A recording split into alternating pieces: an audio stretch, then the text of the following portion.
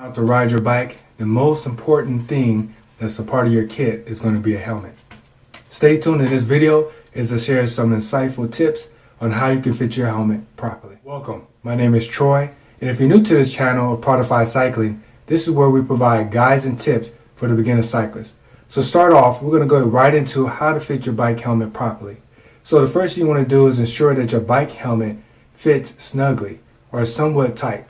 You want to make sure though that it doesn't impede on your movement because you want the helmet to be somewhat comfortable and be able to adjust easily for comfort. Let's talk about how tight your helmet should be. For most helmets, they have a retention system in the back which help keep a tight fit. But you don't want the helmet to fit too tight as it might cause tension, pain, or a headache. So if your helmet does have a retention adjustment, tighten it up and it should be pretty snug.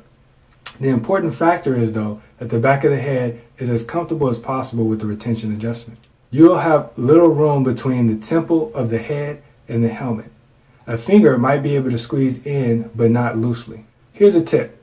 The helmet should stay on your head without it being strapped. Also check and see if the helmet may be too small for your head. One way to tell is when you wear it a few times and the area around the forehead leaves a marking. Also check the fit of the helmet if you're going to wear a head covering. If you're going to go to a bike shop, take the head covering with you and wear it as you try on these different bike helmets. Because if it's too tight or not, you'll be able to tell right then and there. Many people make the mistake of buying a helmet online only to find out that it's not a good fit when they try to wear it with a head covering or a bicycle cap. Here's another tip that you can follow is while you're at the bike shop, ask if they can measure your head or at least get you fitted right with the right size helmet for your head. You might get better results this way and end up finding the right fitting helmet for you. How to adjust the straps on your bicycle helmet. So if you're a beginner wearing a bike helmet for the first time, you may find that adjusting the straps is a pain, it's annoying. Helmet straps, they should lay flat against your head, making the V shape from the top to the bottom of the ear. It may be necessary though to adjust the straps by pulling it through the buckle until the straps lay comfortably around the ear and the buckle sits underneath the earlobe. Some buckles have a quick release to make adjusting the strap even easier. All you have to do though is just pull the lever back, allowing it to move freely on the straps, then pull it down just below the ear. When adjusting your bike helmet, the strap should be snug like the helmet, but not too tight that you can't open your mouth or your jaw. A good sign that the straps are too tight is there is a pinch where the buckle comes together underneath your chin. I'd like to answer a common question some people might have. Can I wear a used bike helmet? As we know, some bike helmets can be expensive. We know that the greater the cost, the better, more features are going to have. But this can really be a turnoff to some new to cycling.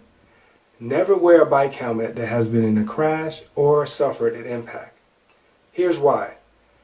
The reason for this is because helmets will not be as effective in protecting your head should you become involved in an accident. It's better to be safe than sorry.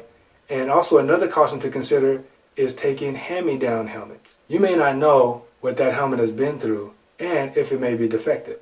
Even if the helmet shows no sign or evidence of damage, it would still be wise to purchase a new helmet. Think about how an aged-used helmet would not be beneficial or safe. Number one, the foam is cracked or is wear that's visibly noticeable. And number two, once the foam is crushed by an impact, it's useless. Many helmet manufacturers might have an expiration date in their helmets. So if your helmet doesn't have one, a good rule of thumb is to retire that helmet if it's greater than 10 years old. Here's an example. You can compare a helmet with a car seat, like a child seat for children. You never know what happened to that car seat before you bought it if it's used. Also, most car seats have an expiration date of 6 years or once they've been in an accident. It's really simple when it comes to used bicycle helmets, just to avoid them altogether. Helmets should be a one-time use product, especially when you consider the caution signs and questionable history it might have. In summary, you want to make sure that your helmet fits correctly and not backwards on your head. You also want a snug helmet, but you don't want it to be too tight or painful that it becomes uncomfortable. Checking out your local bike shop will help you to get an idea of what helmet will fit your shaped head. And it may not be as easy as measuring your head. You'll want to get a good feel of what works for you and try different helmets and different types to get a good fit. It may also take some time to get a good fit, and you may have to even purchase a more expensive helmet to get what you need. But you don't have to break the bank. Just buy a budget helmet and then later you can upgrade to a better one. Just remember that wearing a bike helmet can be the difference between keeping your head intact or suffering from a terrible event or minor accident. Also practice adjusting the straps on your helmet. It's a good idea to do this too before going out for a ride to make sure that your helmet fits properly. In conclusion, don't buy a bicycle helmet that's used. Once again, we want to consider that a one-time use and try to buy a new helmet whenever possible.